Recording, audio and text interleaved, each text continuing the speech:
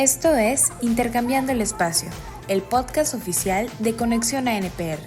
Bienvenido.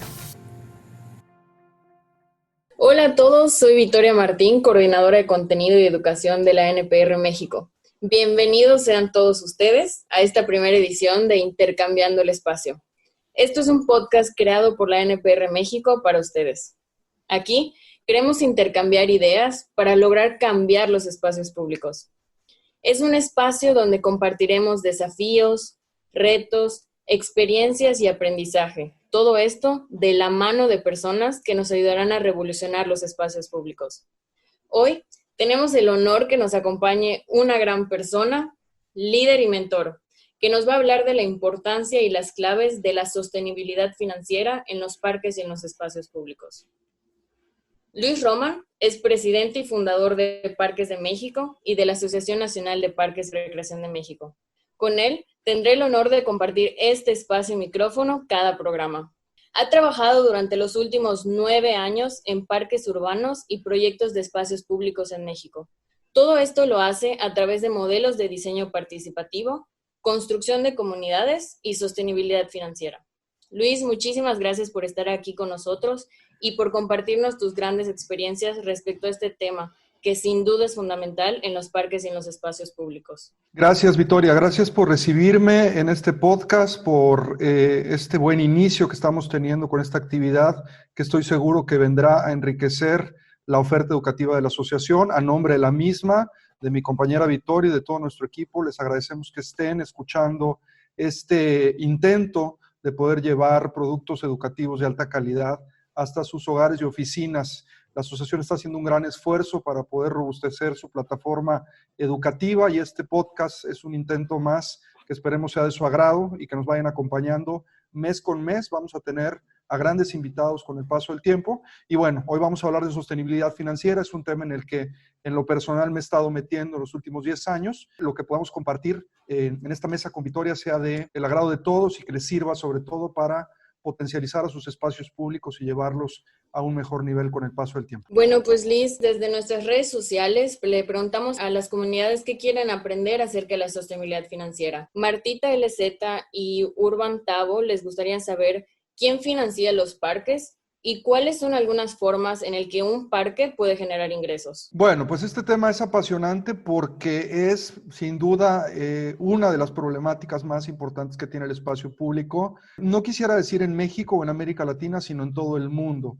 La realidad es que la falta de recursos, la falta de políticas públicas que tengan que derivar finalmente en el beneficio de recursos, obviamente financieros para los espacios públicos, ha llevado a los parques urbanos y a cualquier tipo de instalación con una vocación recreativa, social, cultural, deportiva, a vérselas complicadas, no solamente en los últimos años, sino en general en la historia de la alineación entre el ser humano y el espacio público. Siempre ha estado esta constante de cómo vamos a hacer para financiarlos y cómo vamos a poder lograr su sostenibilidad. Yo quisiera responder estas primeras dos preguntas muy interesantes en conjunto, pensando en que no hay, por supuesto, si en un país como México, hablando de esto, en cualquier de los países de América Latina que nos están escuchando, hay una política pública orientada a los recursos del espacio público, pero aunque la hubiese, una fórmula donde pensemos en que hay un camino y si una persona quiere hacer un parque va a llamar por teléfono a un número determinado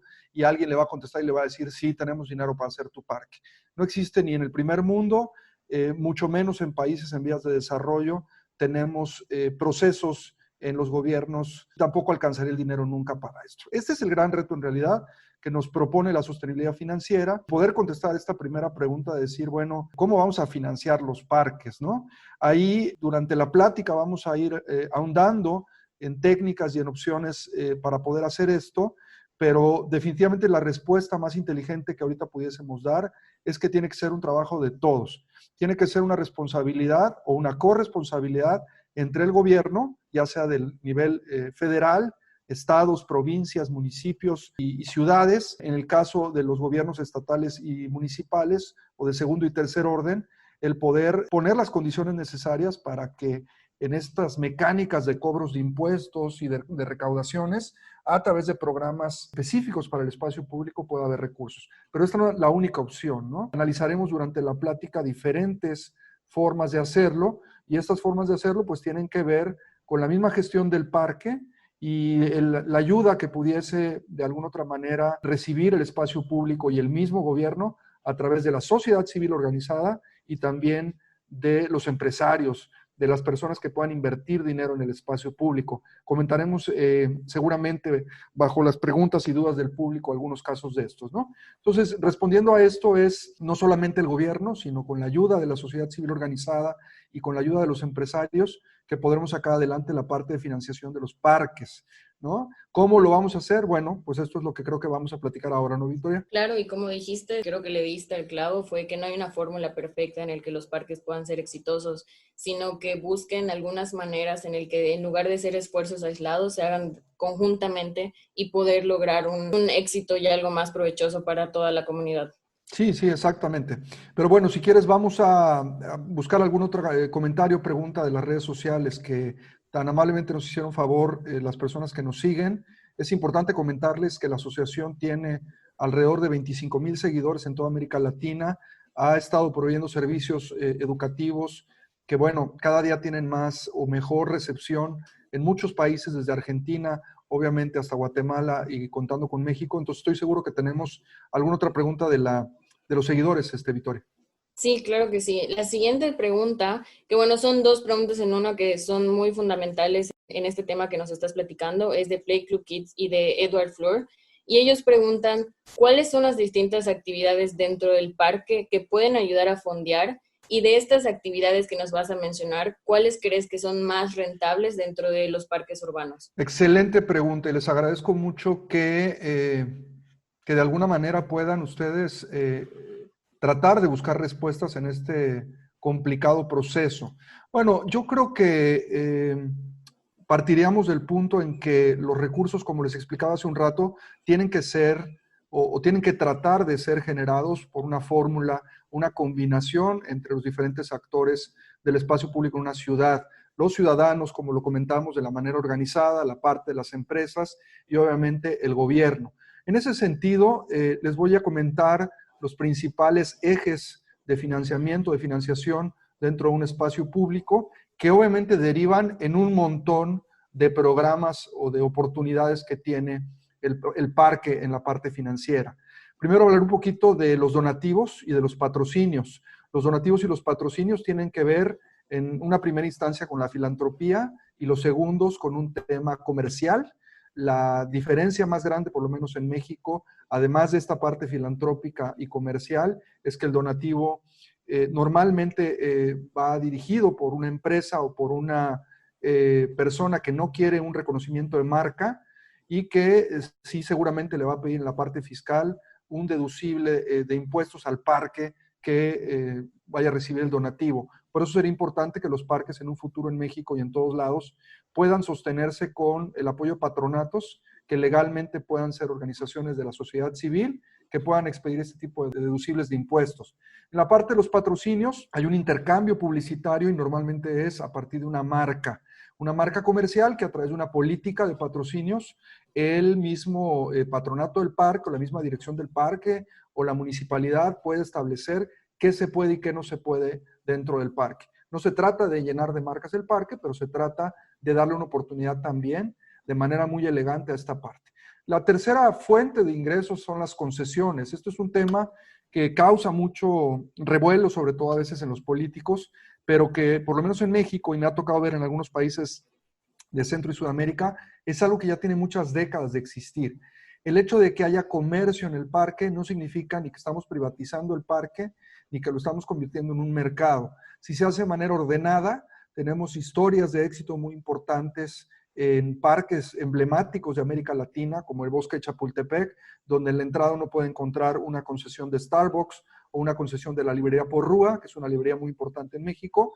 Y bueno, estas dos concesiones obviamente le pagan una renta al parque, pero podemos ir desde concesiones de restaurantes o de bibliotecas o de librerías hasta rentas de bicicleta o de lanchas o cualquier tipo de concesión, carrito de jugos, Cada parque tendrá su posibilidad y obviamente el tipo de producto que podrá existir en ellos, ¿no?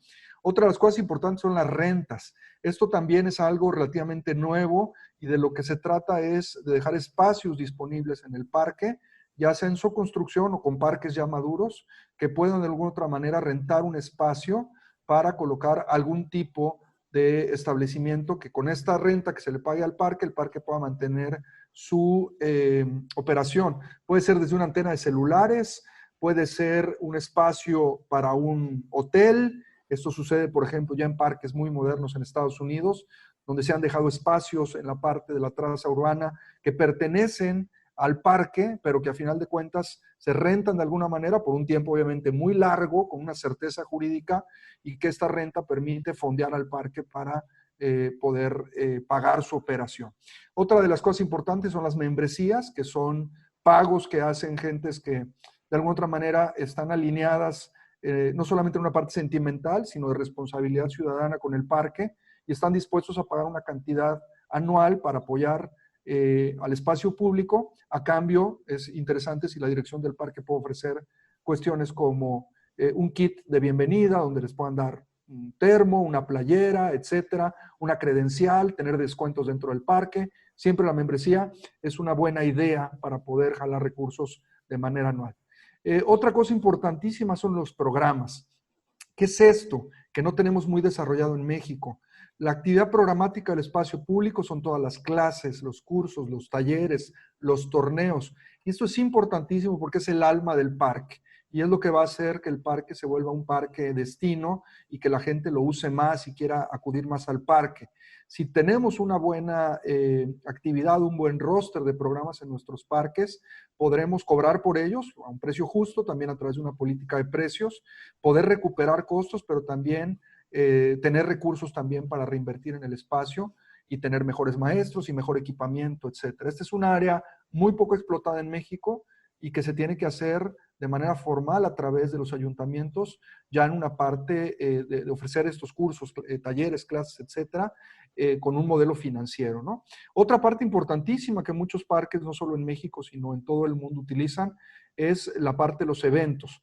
Los eventos es una actividad de financiamiento de los parques que puede implicar desde eventos pequeños y obviamente que sean continuos y que todo el tiempo se estén haciendo, hasta eventos que vayan por temporada, por ejemplo, los de Navidad, los de Día de Muertos, los de el 14 de febrero, en fin, dependiendo de las tradiciones y las ideas que tengan sobre esto las diferentes ciudades o países, y obviamente también los eventos como conciertos, festivales, etcétera, ¿no?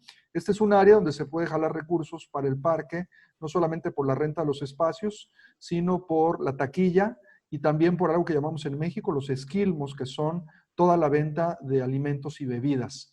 Otra de las partes importantes que utiliza un parque es el estacionamiento. Estamos tratando de usar menos el auto, entonces es buena idea que quien tenga que llegar en auto al parque pague por un estacionamiento y ese estacionamiento sirva para poder jalar recursos para la administración y mantenimiento del parque. Por último, dos cosas interesantes, los fondos que siempre existen, fondos tanto públicos como privados. En los públicos, obviamente, en cada país existirán diferentes programas gubernamentales hacia apoyo del espacio público. El parque tiene que buscarlos, no van a llegar solos, tiene que ir a la Comisión Nacional del Agua, tiene que ir a la parte de, no sé, de manejo forestal, de cuidado de los bosques, para el tema de los bosques urbanos. Hay diferentes organizaciones gubernamentales dentro de los gobiernos federales, estatales y municipales que tienen fondos para esto. Y los fondos privados, pues son fondos que se ubican en fondos de fundaciones y de organizaciones empresariales o de la sociedad civil, embajadas o grupos de personas que están preocupadas por el cambio climático, por el cuidado del agua, que siempre tienen recursos también para apoyar a los espacios públicos. Y por último, los atractores. Estos atractores los denominamos nosotros como las tiendas ancla de lo que puede ser un parque. Un jardín botánico, un jardín japonés, un museo de sitio. En el Parque Metropolitano de León, por ejemplo, tiene la ciudad infantil, que es un lugar donde los niños juegan a ser grandes. Y este tipo de instalaciones sirven precisamente como atractores. A veces es un hito en el parque, que puede ser una gran escultura o algún monumento interesante, como en el Millennium Park, donde está la famosa nube o el frijol que le llaman, donde la gente va porque se quiere tomar una foto con esto y es el atractor del parque. Entonces hay que procurar que en el plan maestro de todo parque, sobre todo los de escala media y grande, pueda haber estos atractores que son siempre, pues digamos que estas unidades que jalan gente hacia el parque y el parque pues lo recibe y las personas que van allá pues invierten dinero en el parque. Ya habiendo revisado obviamente todas estas opciones, es importante recomendarles dos cosas a todos. Una, tener un balance entre todas estas opciones, no poner todas las capacidades del parque solamente en las concesiones o solamente en los eventos o solamente en las membresías, sino tratar de tener un balance para que en tiempos difíciles las administraciones de los espacios públicos, los ayuntamientos, las municipalidades, puedan tener recursos de otras partes donde jalar. Y esto obviamente, como segunda recomendación, es proyectarlo a través de un plan financiero, un plan de sostenibilidad financiera, que si se proyecta a un determinado número de años, el parque puede planear a partir de las finanzas, reconocer sus egresos, pero también obviamente sus ingresos, y poder no solamente operar el parque, sino algo que es fundamental y aún más importante, que es reequiparlo, reconstruirlo muchas veces, meterle cosas nuevas, cambiar los equipamientos, el pasto, las luminarias, todo esto que es sumamente complejo. Creo que hasta aquí resumiría, Victoria, las partes más importantes que tiene un plan de sostenibilidad financiera en la parte de ingresos. Recapitulando rapidísimo, los donativos, los patrocinios, las concesiones, obviamente las rentas, este sistema de membresías que comentábamos, la actividad programática fundamental como vocación del parque, la organización de eventos, estacionamientos, fondos tanto públicos como privados y también los atractores. Creo que con esto un director de parques o de un municipio o un ayuntamiento puede jugar con diferentes variables y a final de cuentas lograr la rentabilidad del parque, la rentabilidad social. Importante decirles, todos los parques tienen capacidades diferentes dependiendo de su tamaño y dependiendo de su ubicación en la ciudad, del sector socioeconómico al que le den servicio, de su vocación. Hay que alinear todas estas variables que les comenté para lograr una buena combinación. Gracias, Luis. Dentro de la respuesta que nos acabas de comentar, mencionaste que a veces los parques pueden buscar apoyo en ciertas organizaciones y asociaciones. Y una de las personas que en las redes sociales nos hizo una pregunta, él cuestionó si existían casos de éxito de asociaciones público-privadas en parques barriales que pueden ayudar a la sostenibilidad al mantenimiento. ¿Nos podrías comentar acerca de esto?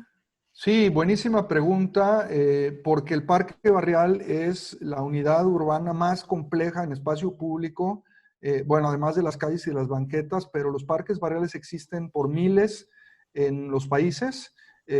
Solamente en la ciudad de Mérida, de donde lo estamos transmitiendo, hay más de 650 parques y muchos de ellos son barriales y los alcaldes se meten en problemas serios para esto.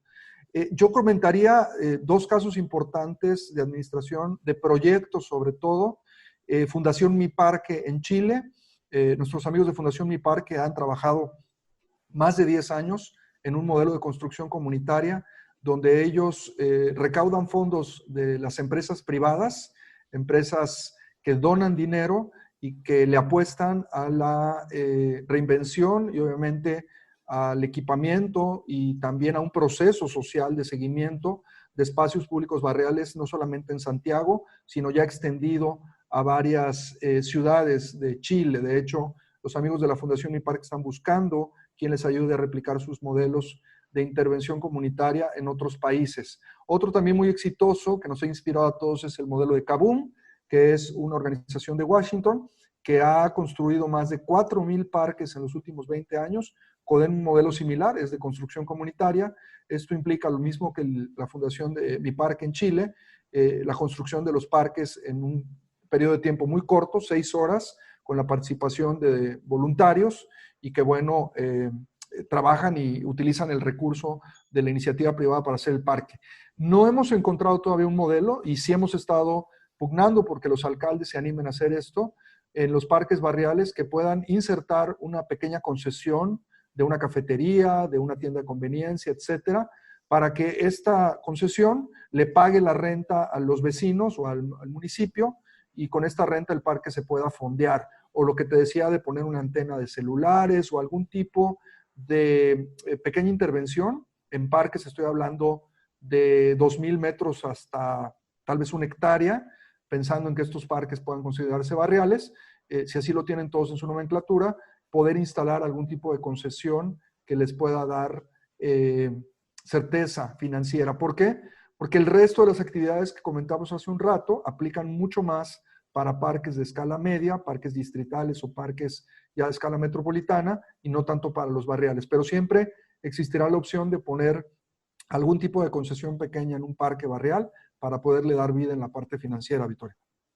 Y al mismo tiempo estas concesiones hacen que los parques sean un poco atractivos y ayudan a que la comunidad se siga involucrando en todas las actividades del mismo. Bueno, mira, yo lo he discutido mucho con alcaldes, ¿no? Y les digo, miren, ustedes son los terratenientes más importantes de sus ciudades. Entonces, utilizar el terreno público para generar recursos, para mantener el terreno público no tiene nada de malo, al contrario. Eventualmente a alguien le van a tener que pagar la renta de un espacio en una colonia, que a veces van a agarrar una casa o otra cosa, pues qué mejor tener el servicio dentro del parque, ¿no? Si yo pongo una tienda de conveniencia pequeña de 150, 200 metros cuadrados, por ahí la tienda me puede pagar $1,000 al mes de renta y le puede proveer servicios de baños, de seguridad a los vecinos, y también obviamente cosas que necesitamos los papás, no solamente el baño, sino poder llevar a los niños a tomar un refresco, a comprar algo de comer, etc. Entonces, claro que este tipo de modelos pueden ayudar terriblemente a los alcaldes y a todo mundo a solucionar el problema del parque barrial. Y Luis, también nos comentaban que es importante que ciertas actividades como eventos, festivales o conciertos sean incluidos en esta programación de los parques. Ahora nos pregunta Fernando Quiro 1, ¿cómo pueden enfrentar mantenimientos, resiembras, limpieza con una creciente carestía de recursos? Y aparte menciona que si tiene sentido alquilar estas superficies para eventos que al final van a conllevar a destrucciones en los parques.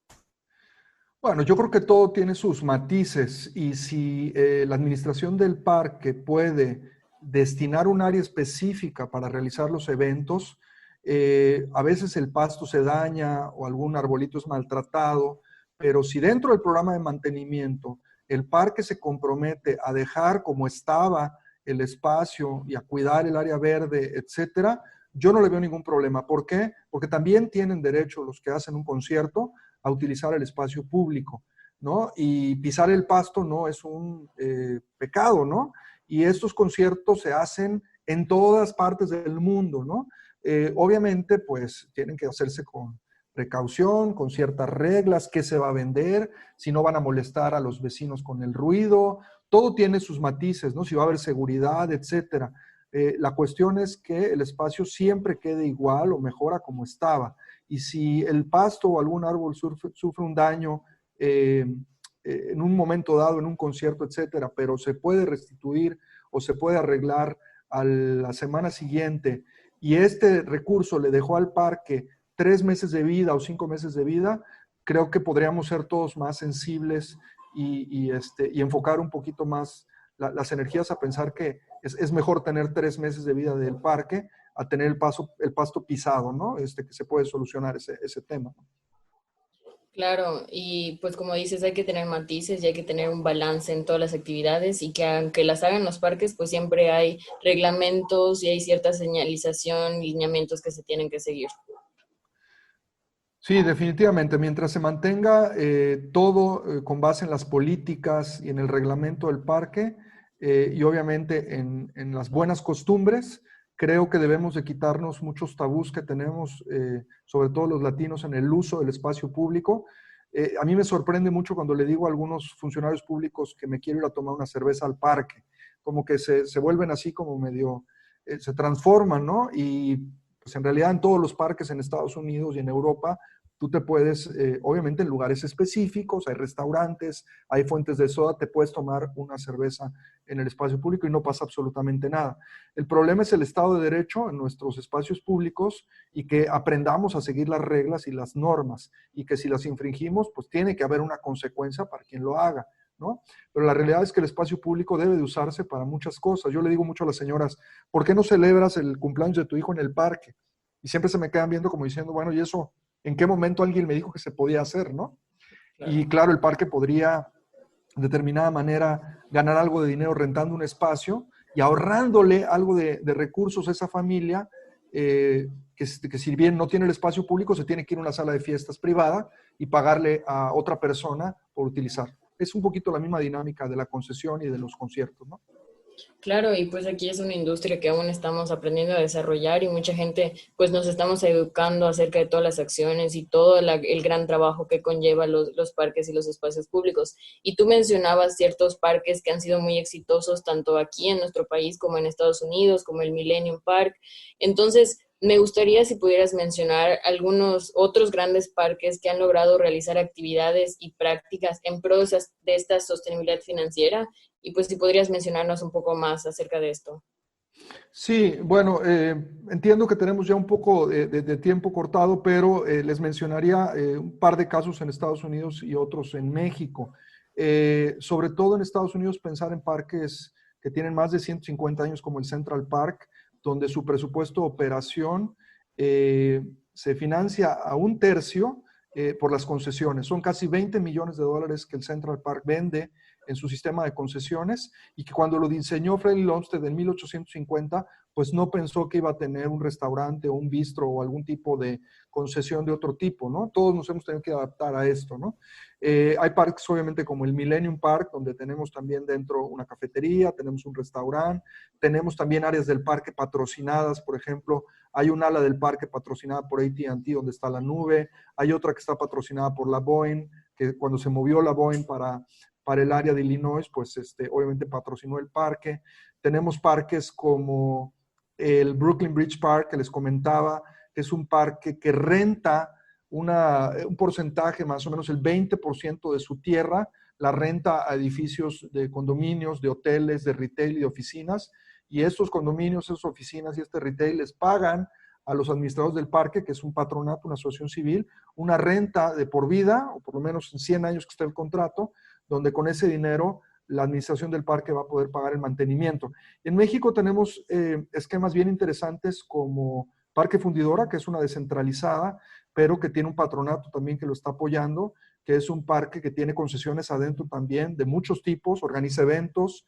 Está La Mexicana, que tiene también en la Ciudad de México, en el área de Santa Fe, un modelo primero de construcción y de concepción muy interesante y sui generis, que yo animaría a más parques en América Latina a probar estos modelos. La Mexicana se construyó con la venta de un porcentaje de la tierra, el menos privilegiado, y obviamente el menos porcentaje de la tierra, y con ese dinero financiaron alrededor de 125 millones de dólares la construcción de un parque de 28 hectáreas. Y el parque se sostiene con más de 15 concesiones de restaurantes, hay un Petco, hay un Starbucks dentro y están construyendo una tienda Costco subterránea al parque, donde el techo de la tienda será el área deportiva y unos jardines. Y obviamente todas estas concesiones le pagan una renta, en el modelo de gestión tienen un fideicomiso que administra el parque y que con estos recursos obviamente van a fondear pues por muchísimos años toda la operación del parque, ¿no? Y bueno, tenemos algunos otros ejemplos, por falta de tiempo, mejor los podemos mencionar en otra ocasión, pero yo cerraría pues animando a toda la gente que escuche este podcast a que explore opciones para desarrollar planes de sostenibilidad financiera, modelos de gestión en sus parques. Es donde más cojeamos en América Latina para todo esto. Es importante que ningún municipio, ninguna constructora de vivienda, nadie, sigamos diseñando y construyendo algo que no podemos mantener. Tenemos que cambiar el paradigma y decir, si vamos a hacer un parque, este parque tiene que entrar desde el principio en un modelo de sostenibilidad financiera para poderlo hacer rentable, pero no solo por justificar la inversión, sino para que la gente lo pueda utilizar con el paso del tiempo. Agradecerte, Victoria, y también obviamente pues a todos los que nos están siguiendo por compartir estos contenidos, por procurar entrar más a la asociación. Estamos por lanzar la plataforma Conexión en el mes de julio, ahorita en este año 2020. Es un buen momento para, a partir de lo que estamos viviendo con la pandemia del coronavirus, poder meternos más a la tecnología y compartir. La asociación está preparando muchísimos contenidos a través de esta plataforma y este podcast es uno de ellos. Entonces, pues estamos muy contentos que este sea el primero, ojalá sea de muchos y que tú que nos estás escuchando, pues ojalá te haya servido este material y nos ayudes a compartirlo, Victoria, y te agradezco mucho que nos acompañes en esta aventura también. No, pues a ti muchísimas gracias, Luis, por estar en esta primera edición de Intercambiando el Espacio. Y como dijo Luis, muchas gracias a todas las personas que hoy nos escucharon y espero que hayan aprendido mucho y que este espacio les haya podido ayudar a conocer nuevas herramientas y actividades en pro de su sostenibilidad en los parques y espacios públicos. Nos escuchamos hasta la próxima y recuerden que vivan los parques. Nuestro podcast ha terminado. Te recordamos visitar nuestro sitio web www.anpr.org.mx y seguirnos en redes sociales como @ANPR México.